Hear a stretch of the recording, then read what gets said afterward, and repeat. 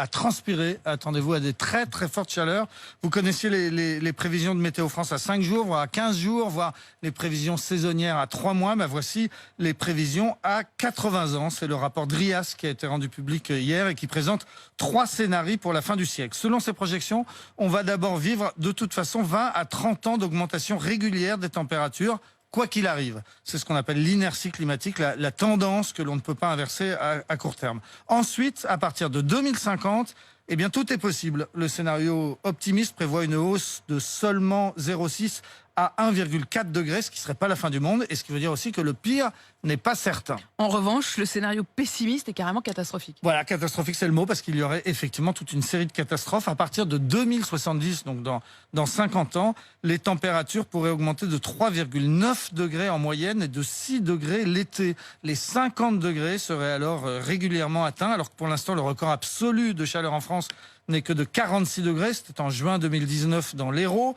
mais le record absolu à Paris est de 42 degrés, 40 à Lyon ou à Toulouse. Bref, on passerait dans un autre monde avec 50 degrés, un autre climat qu'on peut comparer à celui de l'Afrique du Nord aujourd'hui. Ceux qui sont déjà allés au Maroc au mois d'août savent de quoi on parle. Les prévisions de Météo France évoquent aussi des canicules beaucoup plus longues. Oui, depuis 10 ans, nous connaissons déjà des canicules en moyenne 9 jours par an, ce qui est déjà beaucoup plus que ce qu'on a connu dans la période précédente, 1975-2005. Mais avant la fin du siècle, on pourrait vivre 1 à 2 mois de canicule par an, avec des températures qui la nuit ne redescendraient pas en dessous de 20 degrés. Pour l'instant, c'est un phénomène assez rare. À l'avenir, ça pourrait être la norme pendant 90 jours par an, autrement dit 3 mois de nuit trop chaude. Ajouter une augmentation de l'humidité de l'air et donc de la chaleur ressentie. Et ce qu'on nous annonce, c'est bien un climat tropical. Seules les côtes de la Manche échapperaient partiellement à ces chaleurs. On se précipiterait alors pour passer ses vacances à Cherbourg, à Dieppe ou au Havre. Voilà les futures destinations à la mode. La Sarthe sera peut-être aussi épargnée. Ces changements climatiques entraîneront des phénomènes extrêmes.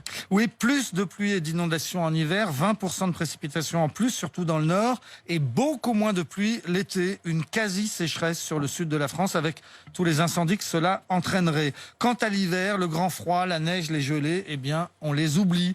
La France ne connaîtrait plus en moyenne qu'une seule journée froide par an. Les lacs et les rivières gelées, ce serait un souvenir que vous pourrez raconter, Apolline, à vos petits-enfants, comme vous pourrez leur parler des glaciers qui auront totalement disparu avant la fin du siècle. Sans attendre la fin du siècle, 2020 a officiellement déjà été l'une des années les plus chaudes de l'histoire. Oui, c'est le rapport définitif de l'Organisation météorologique mondiale qui nous l'a confirmé la semaine dernière. 2020 est à égalité avec 2019 et 2016, les 3 années les plus chaudes jamais enregistrées, avec l'an dernier des températures de 5 degrés au-dessus de la normale en Sibérie, entraînant un recul très important de la calotte glaciaire du pôle Nord. Les États-Unis et le Brésil ont connu des sécheresses historiques avec les incendies dont tout le monde se souvient. Les pluies et les inondations ont fait des ravages jusqu'au Sahel, jusqu'en Afrique.